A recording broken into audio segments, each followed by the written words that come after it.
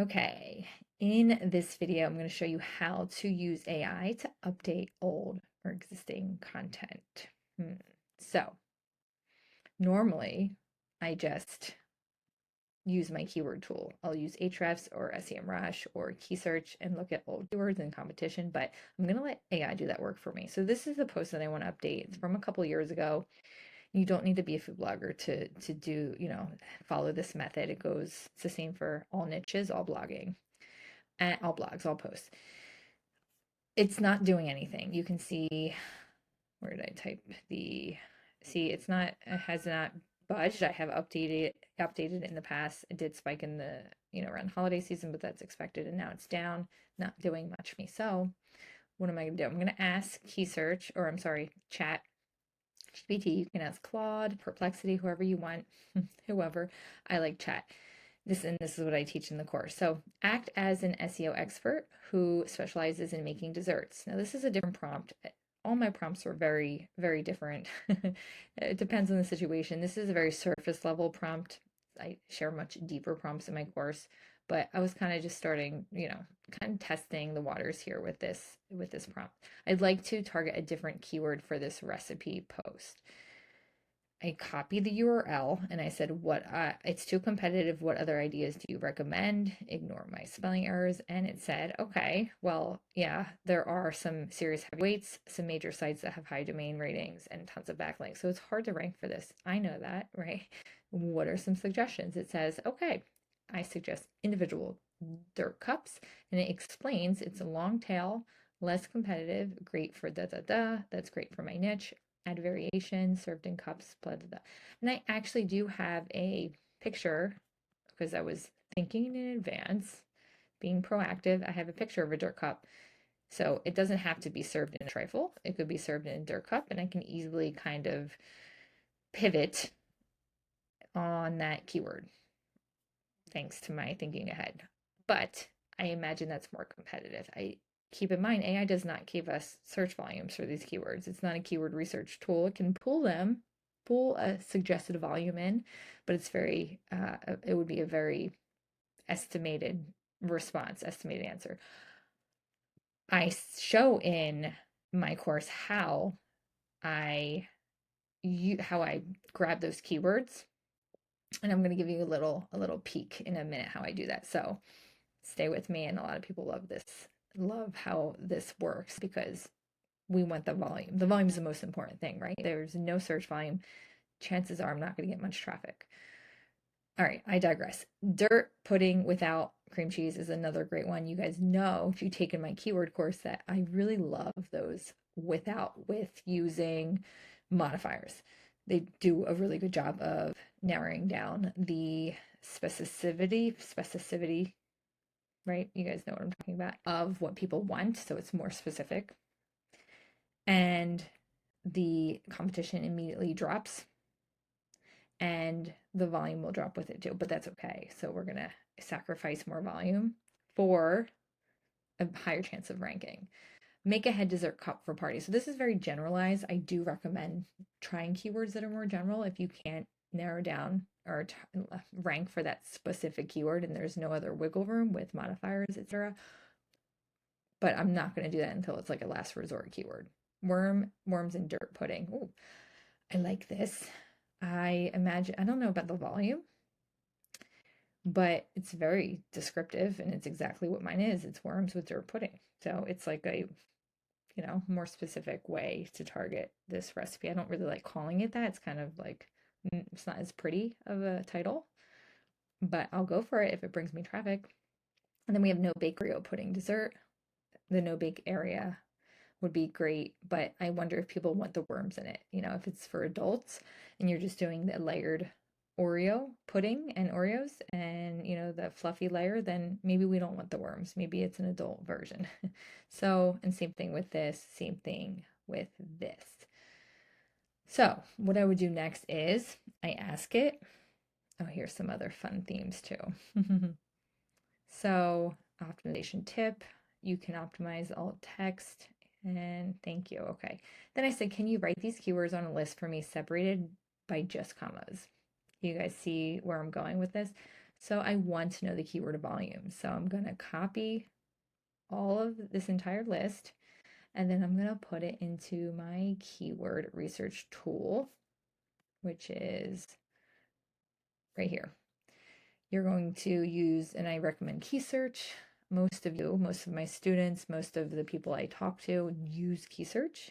If you are a blogger and you have never used a keyword research tool, this is the one I highly recommend. It's like less than $30 a month, and it's very user friendly. It gives you pretty good estimates of the traffic every month you're going to get.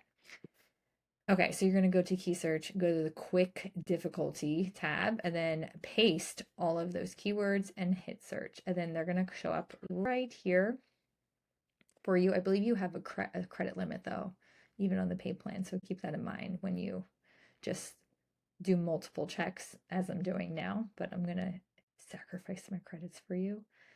And then once this comes up, we're going to use the scores to help us determine which keyword we're going to go after.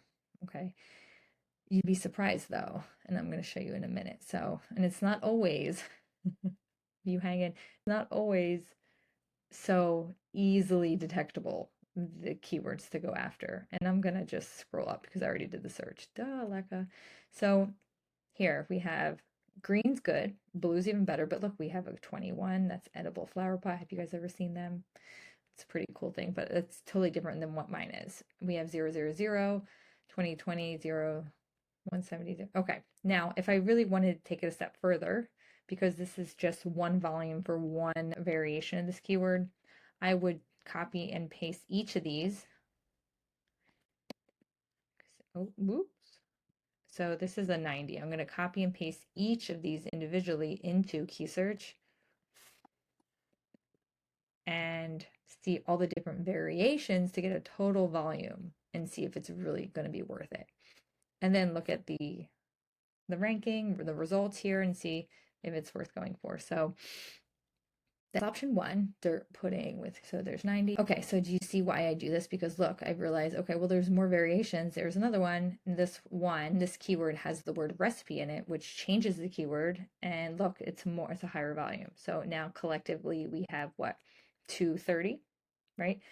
Oreo dirt pudding recipe without cream cheese. Again, same idea, same intent, keyword result. And we have 70. So now we're at 300.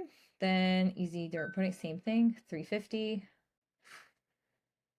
400, about 500. So it's adding up. Anything above a couple hundred, I'm going to go for. I'd rather rank in the number one spot for a low volume keyword than on the fifth for a high volume. So that's definitely what I'm gonna consider. There are, let me see, did that. Okay. Before I move on, I'm going to show you also what I did. So there was another keyword that I came across that was, let me find it.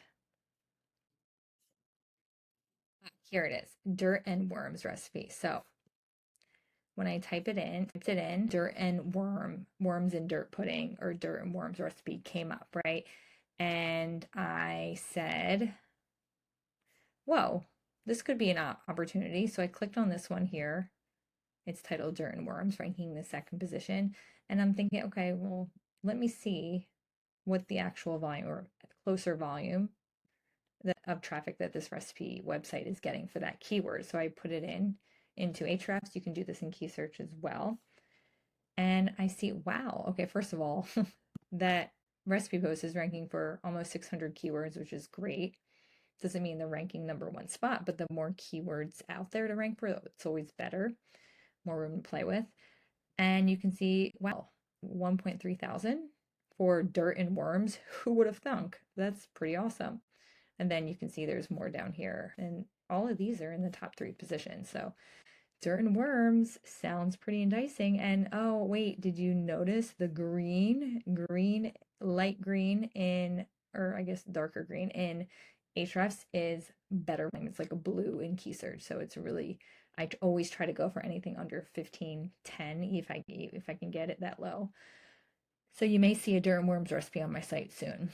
And once you decide you have the keyword, you can then go back into AI, ChatGPT, and say, can you update this blog post so this optimized for dirt and worms? Copy and paste your blog post. I don't always like to put the URL. I feel like it may miss something. So I'm safer to just copy the entire blog post and paste it in. And it's going to give me a post back that is more, that look, is more of my words. So here's the first one. I said, can you update it, the intro to sound like me? Because the intro was kind of chat GPT-ish. And then I didn't like the first line, da da da, tweaked it. Literally, that took me 2 minutes to do. And here is a new updated post, use optimized for that keyword. And I'm gonna go back to it because it's just showing me the intro there. And here is the post. So dirt and worms, I'm gonna title it this. I'm going to listen to ChatGPT. This no bake because dirt and worms dessert sounds not very appetizing. People may recognize Oreo dirt pudding and they may be like, Oreo, ooh, that's the dirt. I got it. Can't assume people know, right? This no bake make ahead treat is like edible nostalgia. I might change this. I wouldn't say that. I like it, but I'm not that good of a writer. In a dish, it's creamy, crunchy, chocolatey, and wiggly in the best way possible. I may remove that.